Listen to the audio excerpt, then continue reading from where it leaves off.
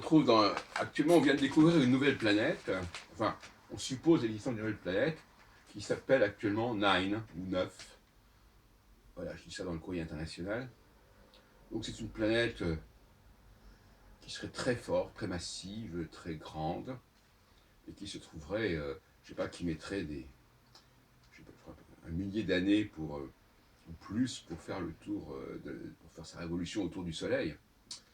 Alors, cet article du courrier international, le système solaire à la puissance 9, international du mois de fin janvier, début février, repose la question de savoir justement si l'astrologie est obligée de prendre en considération tout ce qui fait partie intégrante du système solaire, c'est-à-dire tout ce qui tourne autour du Soleil.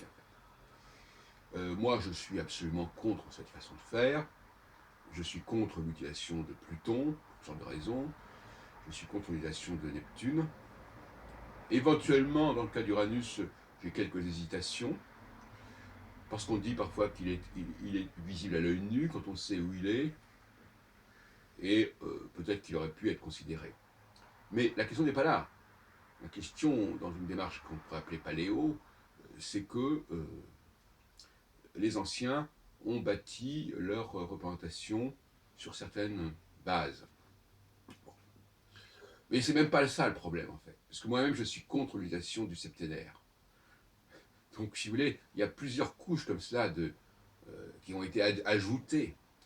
Je suis pour le 7, donc pour le 7 constitué en tant que résultat de la division de 28 jours ou 28 ans par 4. Le 4 étant une tradition qu'on trouve, je dirais, une tradition polygamique en quelque sorte, puisqu'elle renvoie à Jacob et à ses 4 femmes, mais qu'on pourrait trouver à toutes sortes de niveaux, bien entendu. Et cette division en 4, elle est fondatrice de l'astrologie. Alors l'autre point de vue de l'astrologie, qui donne d'ailleurs le 7 aussi, mais pour des raisons totalement différentes, qui n'ont rien à voir, mais qui ont perturbé radicalement l'essor de l'astrologie, l'histoire de l'astrologie, c'est l'idée que ce 7 ne pourrait ne pas être lié à la division en 4 du cycle de 28, mais qui pourrait être lié au fait qu'il y a 7 facteurs. Ce qui d'ailleurs ne fait pas beaucoup sens dans un point de vue héliocentrique, mais qui d'un point de vue géocentrique va mettre sur le même pied la Lune, le Soleil, censés tous deux tourner autour de la Terre, Mercure, Vénus, Mars, Jupiter et Saturne.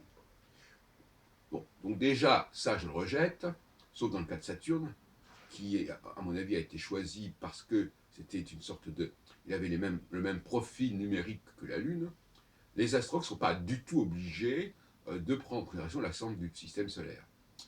Et encore moins de prendre ensemble, alors non seulement le système solaire qu'on connaissait à l'époque, mais même le système solaire que l'on connaissait en 1930, même le cas de Pluton, qui est considéré comme une planète qui n'existe plus, ou qui n'est pas vraiment une planète, et qui serait une sorte d'astéroïde comme Chiron ou comme Cérès, mais encore plus le cas de cette planète 9, dont on ne voit pas très bien l'utilisation. Il est vrai que du point de vue de l'éloignement de la planète, ça n'a pas une énorme importance, parce que au niveau des maisons, la position des maisons, les planètes peuvent se trouver dans les 24 heures, dans toutes les maisons.